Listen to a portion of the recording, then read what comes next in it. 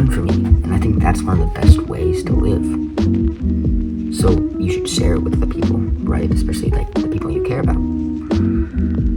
But that's not how it works, because the more that you warn people, like the less that their routine changes. Their routine looks nothing like mine. And yeah, it'll take a long time to get there even if they start, but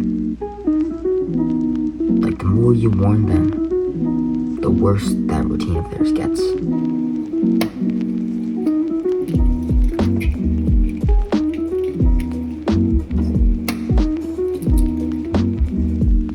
So when you try to help by warning them, they feel insulted and they feel a need to justify the bad habits that you're telling them to stop doing.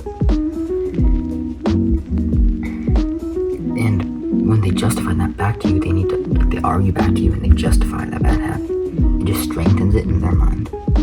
You're telling them not to do it, but in a way, them arguing back strengthens like their perception of that habit. So if you don't want to change your friends, definitely tell them about how to improve. Because if you tell them how to improve, then they will definitely not improve. So these friends around you do clearly, if you're trying to improve them, they're doing things that you don't really like things that you wouldn't do with your life. So you need to leave those friends, because they're like the crabs at the bottom of the bucket pulling you down. Because if you're the crab trying to climb out of the bucket, trying to improve your life, but they're at the bottom of the bucket pulling you down because they need somebody to validate themselves with. So you need to leave them. In this case, it's not like, sometimes it's best to take the lone wolf path. If that makes any sense, it's best to sometimes just go solo. It's easy to be sort of friends with people, and you always will be as long as you're at school. But you need to take the hard path and go completely solo. It's a hard thing to do. It's a hard thing to do, but it's the most worth it.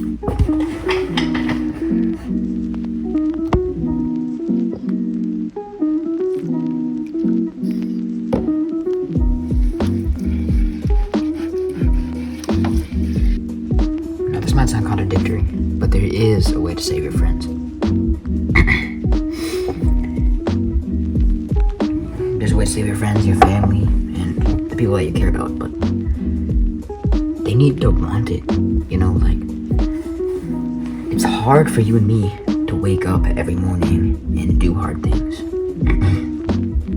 But we want it bad. I want it.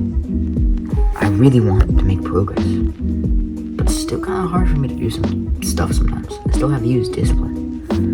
It's still hard for me to wake up and take a cold shower every morning. It's still hard. It's probably still hard for you to do things. And that's good. But imagine if you didn't even want it. You didn't even really want it that bad. It would be way harder for you to do the things that you do. And you probably wouldn't do them. So the people that you are trying to convince to change, they need to want it. They need to want. They need to want what they're going to gain. They need to want to change. To do what we do, it's hard. So,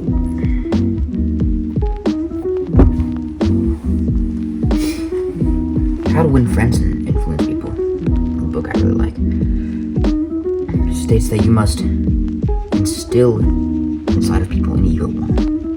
It's some random chapter, but that means a lot in this scenario, because that means that you can instill inside of somebody else the want that they need, that I was just talking about, because you need to want it. And you can teach them about it, but as I said, that's not going to work. You can't save them like that. And the way to save a friend is basically really just to, first, not not really to push them away, but to leave them behind. Like, imagine you're running a race, and your friend is running kind of slow. The race kind of like symbolizes progress in life or whatever. He's running kind of slow in life. He's not making very good progress. Or let's say he's running backwards. And you're sitting there trying to convince him, the finish line's that way, guy. And he just won't believe you. And like, the more you shout at him, the more he's like, it's this way. But he's now stubborn in thinking that it's that way. So the more that you try to convince him it's this way, the more he wants to go that way. But then if you just go this way and you kind of like forget about it, you leave him in the dust, you're setting a good example now. You're showing him which way to go by not telling him.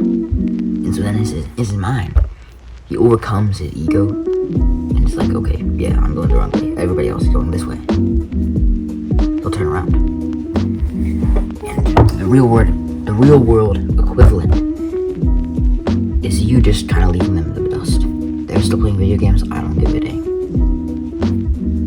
You go work on what's gonna get you the results that you want. And just focus on yourself for a little while. And then they'll come back to you. They'll know which way to run now. And then they will ask you for advice. They're coming to you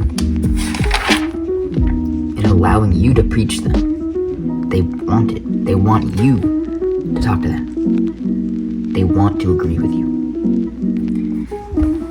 So then you can tell them how to follow in your footsteps.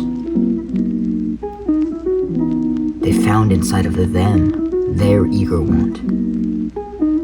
You instilled it onto them, but you can't convince them to have that eager want. They have to find it for themselves. So you can suggest it to them by setting an example, then they will find it themselves and actually want it.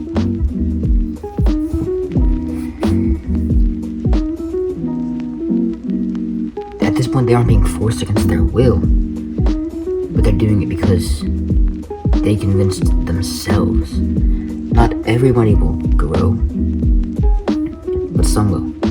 You're watering the plants. You're setting a good example, and now they come to you, and you give them the water.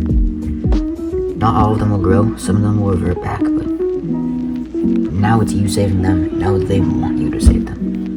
And that's when you can.